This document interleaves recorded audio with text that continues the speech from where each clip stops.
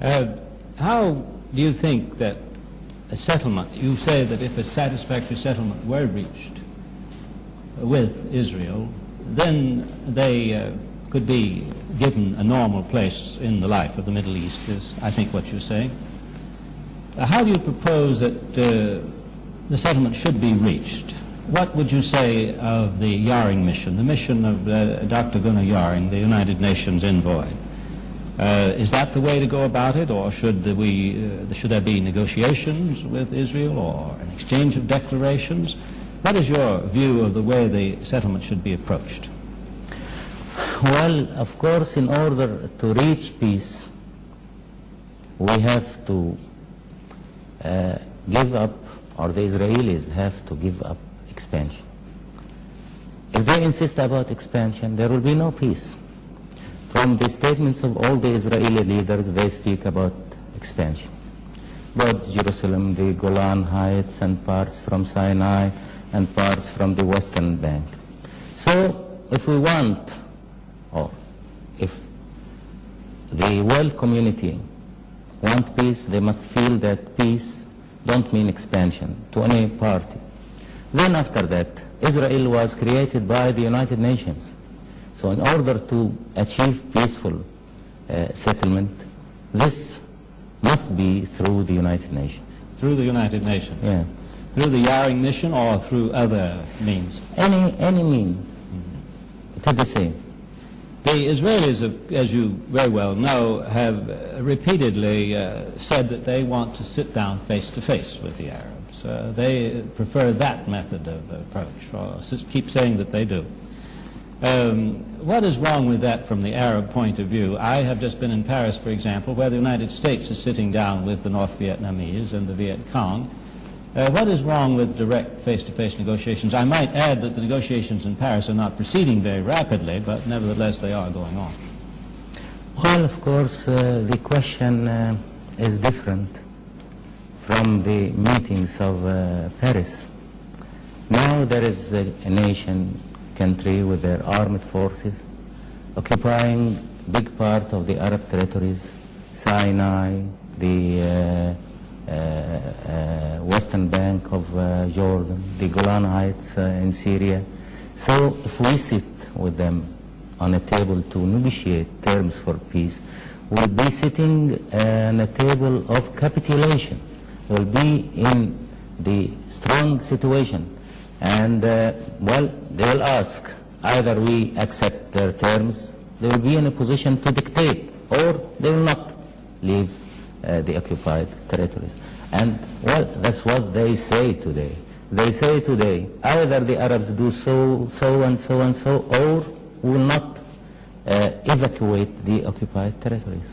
So, as I said, Israel was created by the United Nations. The United Nations was responsible about all these developments in this area, about all these troubles in this area. So we think better to have the peaceful settlement through the United Nations. Do you feel that a four-power guarantee of any settlement reached with Israel would be desirable? Do you want such a guarantee, or do you feel the need of such a guarantee? Well, I think if there is a guarantee to the settlement, we prefer to have this guarantee through the Security Council. The four powers are members in the Security Council. When you say a guarantee by the United Nations, would you envision then a restoration of some kind of United Nations force in this area? Well, of course, these are details. If we have United Nations forces in this area, these forces have to be according to our consent and according to the Israelis' consent. And we think that these United Nations forces have to be astride the borders. And, well, if there is peace really, if the Israelis agree to solve the two main problems, and the first main problem is the land, that is not to keep the occupied territory, and the second main problem is the people, the Palestinians. If they agree to give the Palestinians their rights according to the United Nations resolution, there will be no trouble in this area. There will be peace. So there will be no need to the international forces or any other means. You alluded there indirectly to something that might be of interest, and that is, you said that the United Nations force would have to be here by the agreement of the Arabs and the Israelis, and that they should be along the borders. I believe that this implies that you would not consider the demilitarization of the Sinai Desert, which is the largest part of Egyptian territory now occupied by the Israelis. Is that correct interpretation? We haven't said anything about the demilitarization of Sinai Desert. This was said by some of the Israeli leaders or military people. But if we agree about the demilitarization of Sinai, well, that we will be giving the Israelis opportunity to be in Cairo within 12 hours. Because if they move from the borders through open Sinai, one will not be feeling at all security. And if there is peace, why we agree about demilitarization of Sinai? If the Israelis ask about the demilitarization of Sinai, this means that they don't want peace or they don't intend peace. Can you envision a situation where the United Nations might simply supervise the borders, however, and leave Egypt in full occupation of its territory, that is, the Sinai Desert? Can you envision a United Nations force patrolling the borders, at least in the early stages of a peace settlement, in order to avoid incidents? Well, I think these are details to be discussed to achieve the peaceful solution. You know, in 1956, the recommendation of the United Nations was to have a police force, international police force, in the Israeli side and in the Egyptian side. But there was only one condition, that's to have these troops with the consent of the countries. We agreed, then the Israelis refused, and then the police force continued for 10 times. When we asked the withdrawal of the police force, well, there were protests from the Israelis that we asked the withdrawal of the police force, but they refused to say, or people forgot to remember that they refused 10 years ago, or more than 10 years ago, to have police force there. By having the police force on either sides, this will give security to everyone. If they don't consent to have the police force, there will be police force on our side. If we withdraw the police force, there will be police force on the other side of the borders. I see. The question comes down then to this point, it seems to me. What measures would you take to provide the secure borders that is mentioned in the United Nations resolution? What measures would be taken? Simply the signing of a peace treaty, or the signing of a peace agreement, or a declaration of peace between the powers? Or would you take any measures at all to... Well, there are many measures, but the most important one is peace. If there is a solution about the territory, about the withdrawal of the Israelis from all the occupied territory, and if there is also solution to the Palestinians' problem, and implement the United Nations resolution according to their rights and their homeland, well, there will be no problems after that. There will be no reasons for tension.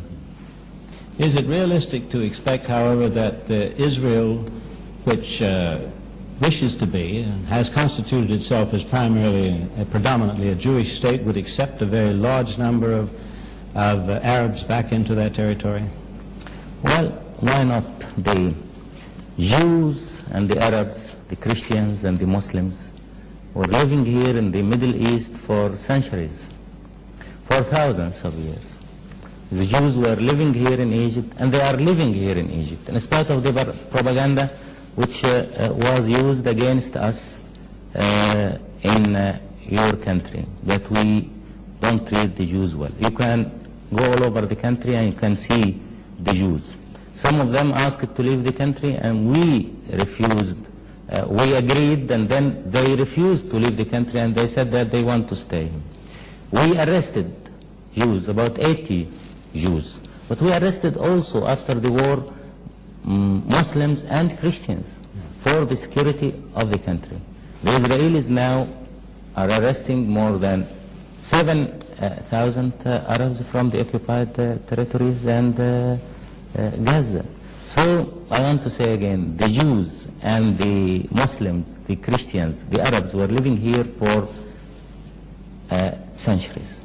As a matter of information, how many members of the Jewish community in Egypt are left now? How many are still remaining? We have here about 5,000 Jews. About 5,000? Yeah. And how many, you say, under detention now? 80? About 80, yes. There were more than that, but some have been released. Yes. So I want to complete my explanation. We are living together, and there was no hatred. We said that it is well known, but I think some people have forgotten that we and Jews are cousins. Moses was born here in Egypt. We were always living in very good conditions. So why the Muslims and Christians, the Arabs and the Jews don't live together? Then it seems to me that it might be impossible, granting the position of Syria, which has refused to enter into any kind of discussions at all on this matter, that a settlement might have to be reached between one or two of the Arab states in Israel. Is that conceivable to you? Is there any objection to that from your point of view? That agreement might be reached, for example, by Jordan with Israel separately, or by the United Arab Republic with Israel separately? You know, if we agree about solving or settlement this question between Egypt and Israel alone, this means the continuation of the occupation of the Arab territory in western bank of Jordan and the Golan Heights. Then when we speak about the withdrawal of the Israeli armed forces from the occupied territory, we mean the occupied Egyptian and Jordanian and Syrian territory. So if they only withdraw from one country and continue on the other countries, there will be no solution or settlement. And that is clearly not satisfactory to you. Yes, yes, of course, there must be a complete evacuation from all the Arab territories. We have often heard it said, and how true it is I don't know, I want to ask you, that no Arab leader, no Arab government could actually sit down at a table and negotiate with Israel and sign an agreement. Is that really the case? Well, I want to tell you something. On 1949, on February, well, we sat with the Israelis on a table, and there was a representative of the United Nations, Punch, and we agreed about arms. We know about the arms agreement of 49. What happened after that? The Israelis refused to implement the arms agreement, and they said this agreement is dead. These are the Israeli agreements, and that's why we insist about the United Nations agreement on securing any settlement. I believe that I'm interpreting you correctly when I say that, let me first state Israel's position in this matter, and I'd like to hear yours. Israel holds, I believe I'm correct in saying, that in order to establish the secure and recognized boundaries that are provided for in the United Nations resolution, that there need to be some adjustments in the borders in various places in what was formerly Palestine. Are the Arab states, or you personally, prepared to see any such adjustments? I'm speaking now of border adjustments, not of large areas of territory. Are you prepared to agree to such adjustments or not? Well, if you remember the Security Council resolution, it was said about secure and recognized boundaries, not for Israel, but for all countries. Now Israel is trying to give the impression that secure and recognized boundaries is only for Israel. So we have to reach agreement about secure and recognized boundaries in connection with the Israeli interests. But in the Security Council it was not mentioning the Israelis, it was mentioning all the areas. Then let me say something for you. Our borders were here for years and years, centuries. So how anybody could ask me to agree to give him adjustments in these borders, or on other way, give him parts from our territory. If a peace settlement were reached with Israel, what would happen to the Arab commando groups that are now operating against the Israeli occupation forces? These groups, Al-Fatah and the others, I think, have said that they would not support the 1967 resolution of the United Nations. Would they be disbanded? Would they disappear? What, in your opinion, would happen to them? Well, first of all, we have to say something about these groups. These groups are formed from the Palestinians who were expelled out of their country by 1948. Those groups are composed of the Palestinians. Those in 1967, the rest of their country was occupied.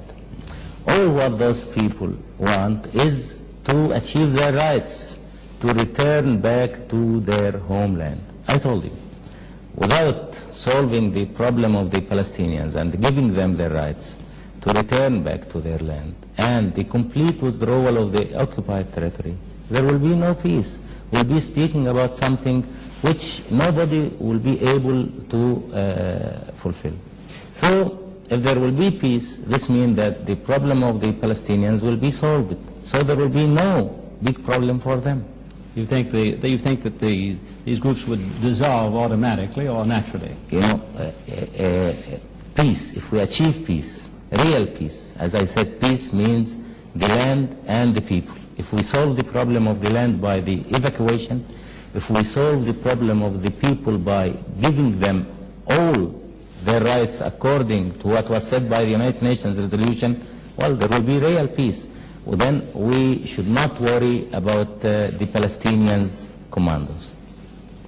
Is American policy, to use Governor Scranton's phrase, which has now become so familiar, is American policy more even-handed in your view? Well, of course, the first thing which we feel that we are not dealing with Rostow brothers. Rostow brothers, I think you know them. One of them was in the White House, the other one was in the State Department. They were representing the point of view of Israel, not the point of view of the United States. Excuse me by saying that, but this was our impression. And also, you know, your representative in the United Nations by that time was defending Israel more than the Israeli representative. This was Goldberg. After leaving their posts, of course, they are now giving statements which are clearly let one know that they support 100% the point of view of Israel. Now, well, we don't have the Rostow brothers, we don't have Goldberg. There is a new administration, and new people dealing with the question, but just beginning. Do you think this is an appropriate time for you to reestablish diplomatic relations with the United States? Well, I'll tell you something. Of course, we like to have diplomatic relations with the United States. But of course, in order to have these diplomatic relations with the United States, there should be a change, of course. Until now, there was no change in the policy of the United States. All what we want from the United States to be fair and to be just in dealing with this problem. We don't want the United States policy to be in our side. We don't want the United States policy to support us against the Israelis, but we want the United States policy to be just in dealing with the problems. We want even-handed, as it was said when Governor Scranton visited us before January. And the answer seems to be that you are not yet convinced that American policy is such that you would want to reestablish relations just now. Well, of course, the main point is the occupation and the evacuation of the Israeli armed forces. Of course, in order to establish relations, there must be a clear situation by the United States. And it is a question which is affecting our internal policy, because we will say to our people, we will resume the relations because of so and so. So we wait for that to happen. Do you think then that the United States is in position to require the Israelis to withdraw? We hope. We hope so. Well, before we end this conversation, President Nasser, I think we should take advantage of what is really a rare opportunity for you, and a rare opportunity particularly for our audience, an opportunity for you to address to the American people, personally and directly, any message you like. What would you like to tell the American people that I haven't asked you about? Well, I think that I have to say to the American people that they have to understand us, the Arabs, and not to listen to the hostile propaganda which is concentrated against the Arabs and against us, especially in the United States. And the Israelis are very, very influential and very clever in that field. I want to say also to the United States people that the Arab people have great appreciation to the United States people, and while the Arab people are friendly people and they want to have the opportunities for good and better relations between the two peoples, there is no direct conflict between the United States and the Arabs. The only reason for conflict between the United States and the Arabs is the Israelis and the United States taking the sides of Israel. We want the United States and United States people to be even-handed in this problem. Well, as they say in Washington, thank you, Mr. President, and goodbye from Cairo. Not all, thank you.